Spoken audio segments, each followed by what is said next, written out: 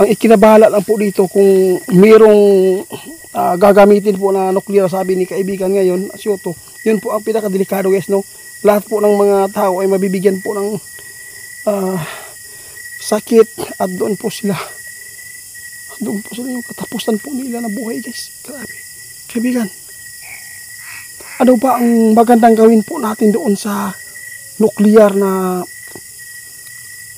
hinahanda po nila ngayon? Guys, magandang gabi po. Ngayon po ay mag-alas 6 na ng gabi.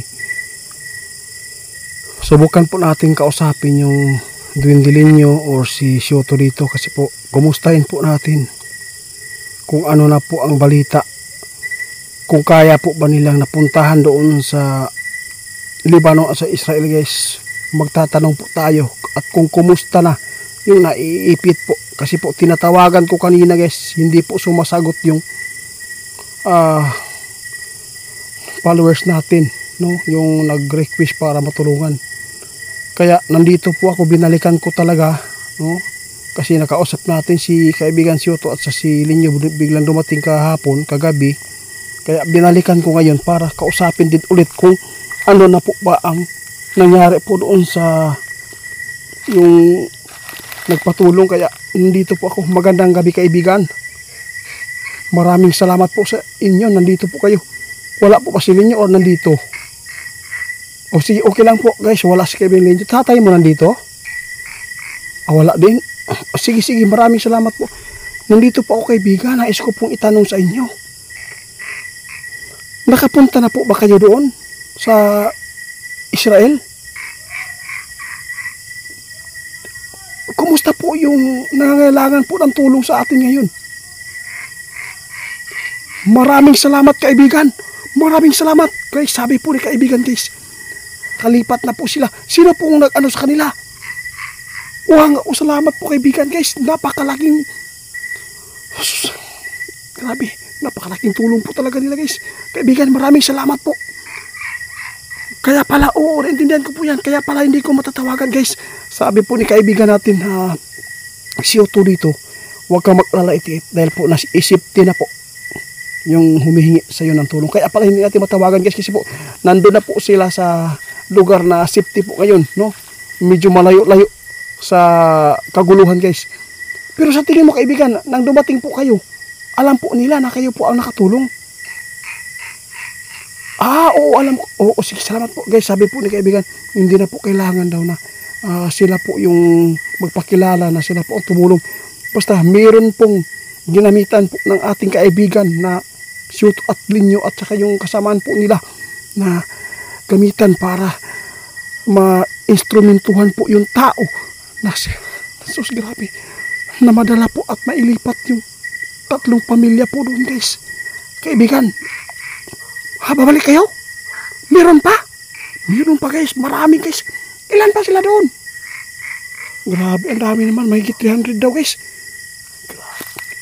Kaibigan, maraming salamat po sa iyong tulong ha. Tatanawin ko po ito na utang na loob ko sa inyo dahil po ay lahat po ng mga hinihiling ko at binibigyan po ninyo ng halaga. Maraming salamat sa iyong pagmamahal po sa akin.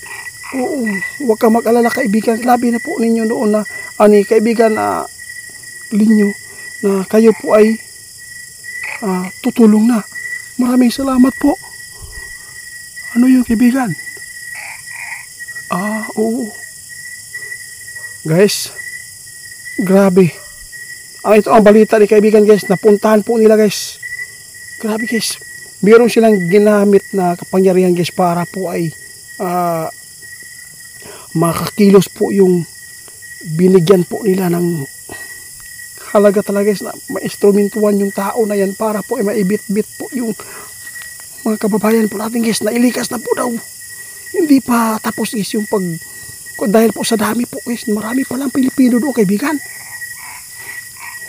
Salamat po kaibigan ha. Parang may naglipad-lipad dito kaibigan. Maraming salamat kaibigan. Ito lang masabi ko sa inyo.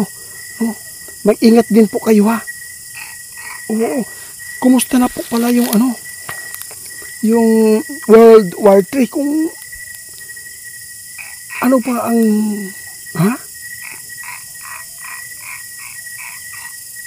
sabi po ni kaibigan guys, no, ang problema dito guys, kung sasali po yung ibang bansa dito guys sa gulo, sasali din po yung Amerika dito. Ang ikinabahala lang po dito kung mayroong gagamitin po na nuclear, sabi ni kaibigan ngayon, Asyoto, yun po ang pinakadelikado guys, no. Lahat po ng mga tao ay mabibigyan po ng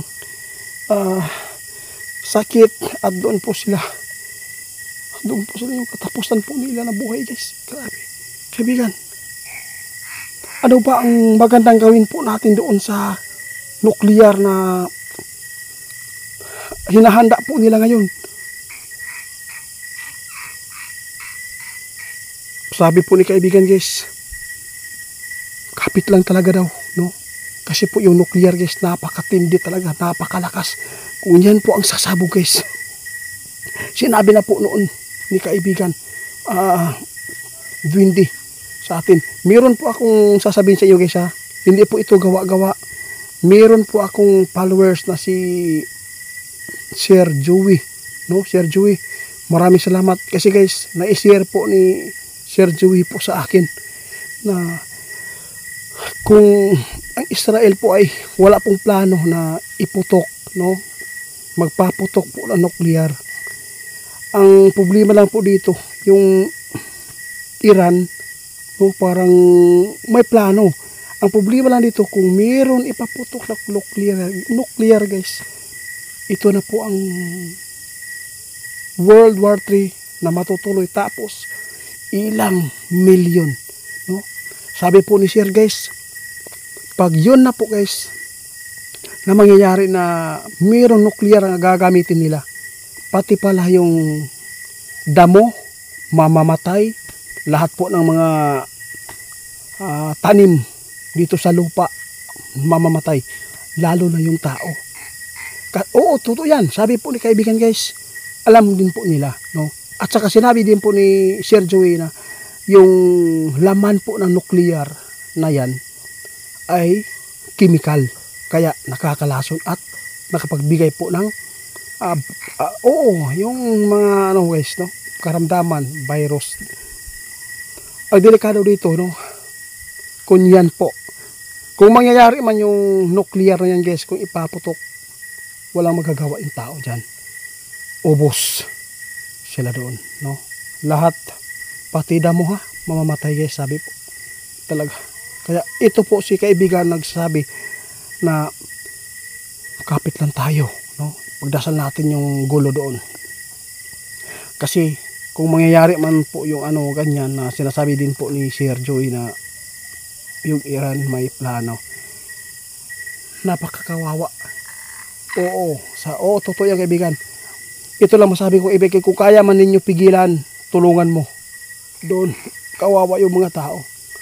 Wala tayong magagawa kung kagustuhan po ng nasa taas, kagustuhan po nila na tapusin yung mga tao na gumawa ng kasamaan dito sa mundo. Wala tayong magagawa.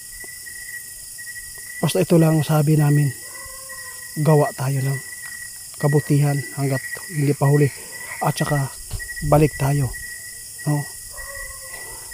Kaibigan, alam ko di kayo papayag na babanggitin po nyo dito yung relihiyon na pwedeng pasukan, kaya maraming salamat. Ngayon po, meron pa akong tatanong ha.